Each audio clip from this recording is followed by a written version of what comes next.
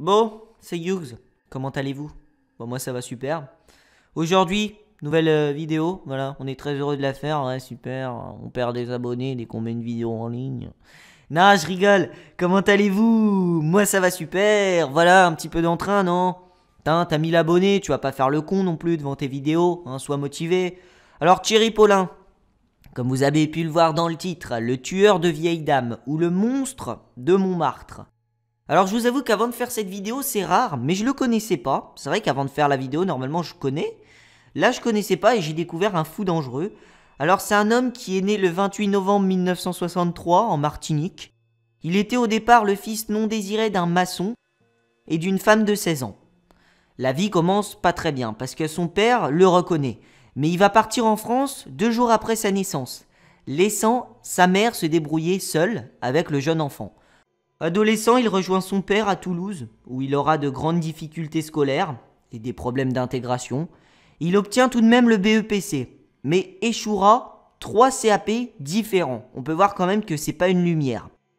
Lors du service militaire, il sera affecté au salon de coiffure, où les autres soldats le rejetteront car il est noir et homosexuel. Le 14 novembre 1982, il dévalise une femme de 75 ans dans son épicerie en la menaçant avec un couteau. Mais malgré son foulard, il est reconnu et arrêté pour vol avec violence. 1 an plus tard, il est condamné à 2 ans de prison. Ses véritables crimes commencent 1 an plus tard, lors de l'année 1984. 2 femmes âgées sont agressées à Paris. Et il s'agit de femmes extrêmement vieilles. 91 ans et, il me semble, 87 ans. Je suis plus très sûr pour la deuxième, mais il me semble. Alors la première survit, mais ne parviendra pas à l'identifier, tandis que la deuxième meurt après avoir été battue et asphyxiée par un oreiller. On peut voir quand même le maniaque que c'est. Les assassins avaient dérobé 45 €. Oui, je dis les assassins, car à ce moment-là, il avait un complice. En tout cas, sur la première vague de meurtres. Plusieurs autres agressions vont alors s'enchaîner en très peu de temps. 8 femmes âgées sont agressées et assassinées à leur domicile, dans le 18e arrondissement de Paris. La violence des crimes est sans précédent. Les vieilles femmes ont leur tête glissée dans un sac plastique, la plupart du temps. Elles sont parfois battues à mort ou forcées à boire un détergent. Le mobile des meurtres est sans doute le profit. Le tueur vole les bijoux ou l'argent qu'il trouve sur place. L'enquête dira plus tard que le tueur rencontrait ses victimes dans la rue et sélectionnait les femmes qui lui semblaient les plus fragiles, les plus laides ou encore les moins sympathiques afin de les assassiner. Après une série de 9 meurtres, Paulin revient chez son père, à Toulouse, où il présente son petit ami.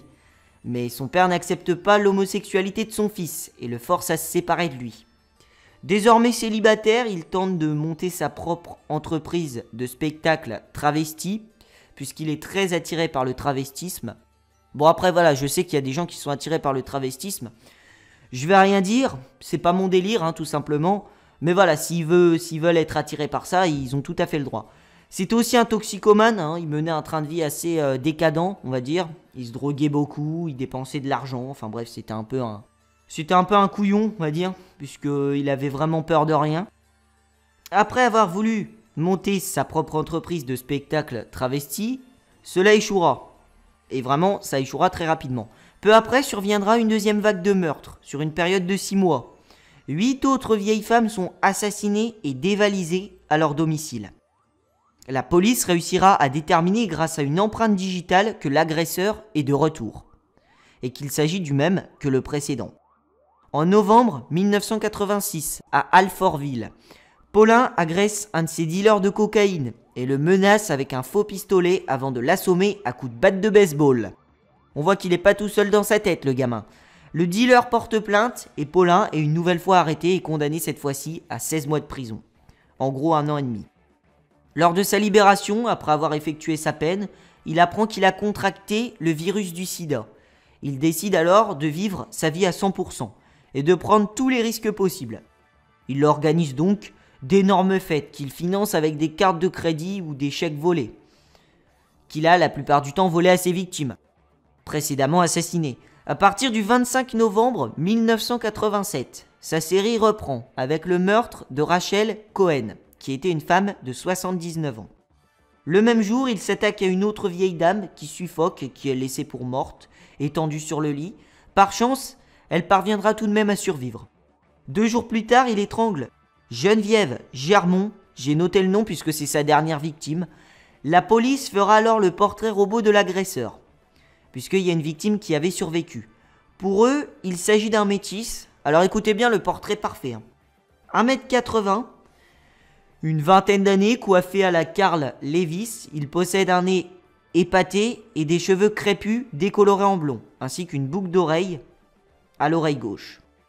Grâce à tous ces indices, le commissaire Francis Jacob interpelle le tueur qu'il croise par hasard dans la rue le 1er décembre 1987.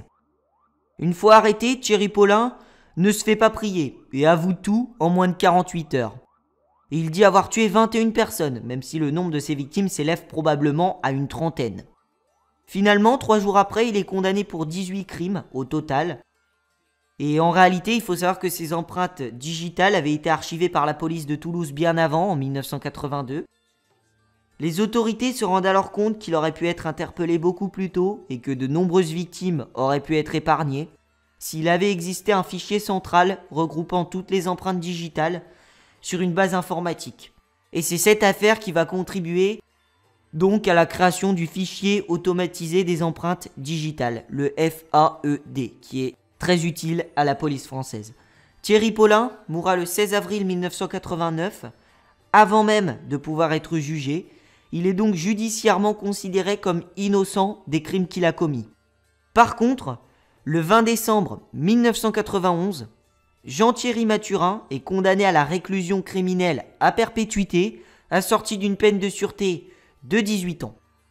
Voilà, donc là vous allez vous dire, mais qu'est-ce qu'il nous a raconté, c'est qui ce Jean-Thierry Mathurin?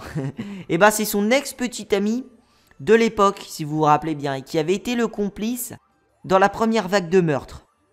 Il l'avait aidé dans les 7 premiers meurtres et la première tentative de meurtre.